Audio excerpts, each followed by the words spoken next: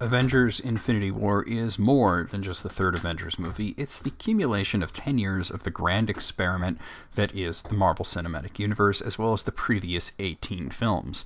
It's also one of the hardest movies to review possible. I have reviewed all of the previous 18 films, and you'll notice that the very highest marks go to the films that you could watch on their own, with no prior knowledge of the previous movies, while the movies that I felt suffered did so largely for one of two reasons: either expecting the audience to have encyclopedic knowledge of the previous films, or because they spend too much of their runtime trying to set up future movies. Nowhere was this more clear than in the previous Avengers film, Avengers Age of Ultron, which did both of these things. The main issue seemed to be the director, Joss Whedon, who complained that Marvel forced him to include sequences that he felt didn't belong in the movie to set up future storylines that he wasn't going to be a part of. In the end, he wound up leaving Marvel over it, and the Russo brothers replaced him as the director of the third and fourth Avengers films. This was proven pretty quickly to be a wise choice, as they proved with Captain America Civil War, that's the Russo brothers I'm talking about, that they could jumble a lot of characters and plot lines seemingly effortlessly, as well as pay homage to the past and prepare for the future without being super obvious about it. So in the end, I have to say that I much approached Infinity War differently than usual. First off, it's not the film that I expected it to be, as everything previous had set up a movie that was expected to be helmed by Joss Whedon. Certain things about the characters, especially the primary villain Thanos, were changed once the Russos took over. The second huge thing is that while I would normally chide a film for expecting you to have watched 18 other movies previously, the thing is, this is essentially a crossover event. This is what the Avengers movies always should have been. Big crossover events for the people who enjoyed all the smaller films that told individual stories. It's the equivalent of Secret Wars, or for a DC fan, it would be Crisis on Infinite Earths. It's an anniversary event. It's not just another Marvel movie. And still, I was surprised to see that even if you come into this without having known anything previously, it's shocking how well it actually still works. Yeah, there's an abundance of characters with all the Avengers, the Guardians of the Galaxy, Doctor Strange, Spider-Man, not to mention a host of villains led by Thanos, who had been lurking behind the scenes since his cameo at the end of the first Avengers movie many years ago. It doesn't really matter. The film exposits in a way that gives you all the information that you need for this story. You get quick little recaps, and it never really feels forced, and this is a huge deal. I have to credit to the Russo brothers, who clearly understand how to handle something like this in the correct way. The film begins shortly after Thor Ragnarok, with Thor's ship under attack from Thanos. Major characters die early and often, and Thanos, now having obtained knowledge of the missing Soul Stone, is finally making a concentrated effort at obtaining all 6 Infinity Stones.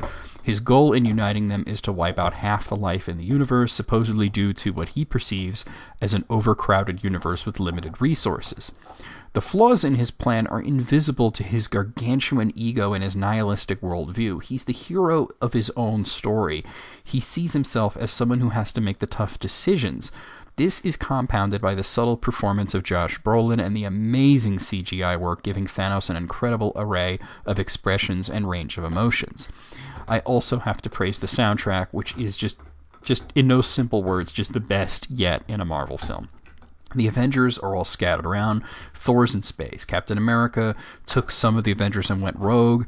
The rest are mired in bureaucracy, and they all have to come together to fight for the survival of not only Earth, but all life in the universe, or at least half of it. But what's surprising, and actually really refreshing, is that they don't all come together. Even at the end, at the climax, they're still split up into 2 groups that are not even on the same planet. So that's kind of really interesting. We get incredible fight scenes, huge set pieces, dazzling special effects, but we also get small emotional moments punctuated by the sweeping score, light humor, dark humor, character matchups that you may not have expected, new friendships, old friendships, characters that you thought were long gone, and it just strikes me the ridiculous amount of effort that went into making this a legitimately good movie and not just, a good superhero movie. Every character struggles with their own pathos while dealing with a world that is just constantly blowing up around them. And of course, we got to talk about the ending. I'm not going to spoil it, but we got to talk about the ending. Originally, the studio wanted to call this Avengers Infinity War Part 1, and then Part 2 would come later, though they later changed it to just Avengers Infinity War, with the fourth Avengers movie remaining untitled until fairly recently being unveiled as Avengers Endgame. Now, the reason for this, to me at least, seems fairly obvious. It was misdirection. The ending that this film had can only really work and have the impact that they intended it to have if you believe that it's not going to be just like immediately reversed in the next movie. If you had a part 2 to look forward to, it would seem super obvious that this film was going to end on a depressing cliffhanger, but with DC revealing that their plans for Justice League being in 2 parts would then be condensed into 1 part, and then there was the news that Joss Whedon was being replaced by the Russo brothers, it seems like maybe they were really going to do Infinity War as just 1 film and keep the 4th title, for something else. And they kept the 4th title a secret, not so much because Endgame was such a spoiler and that you weren't supposed to know that it's called Endgame, but it was more important that you just didn't know what the 4th Avengers movie was called at all. Having a movie on the horizon called Untitled 4th Avengers Film, it makes it seem like this would be a complete story, so it's jarring when it ends the way that it does, but it's jarring in a good way. It really does have the effect that they wanted it to have. All in all, for a huge crossover event movie, the only things to previously compare it to being the previous 2 Avengers movie, I feel like not only did they finally get it right, but they went overboard. I'm going to go back to what I said earlier about the sheer amount of effort that was put into it. They did a better job than was even necessary, which is really, it's honestly very pleasantly surprising. They could have made this just a much more standard film. It could have been done well. It would get the usual great reviews. It would have made a lot of money. But going this extra mile really shows a love for the characters and the worlds of this universe that I just didn't feel in the first 2 Avengers movie.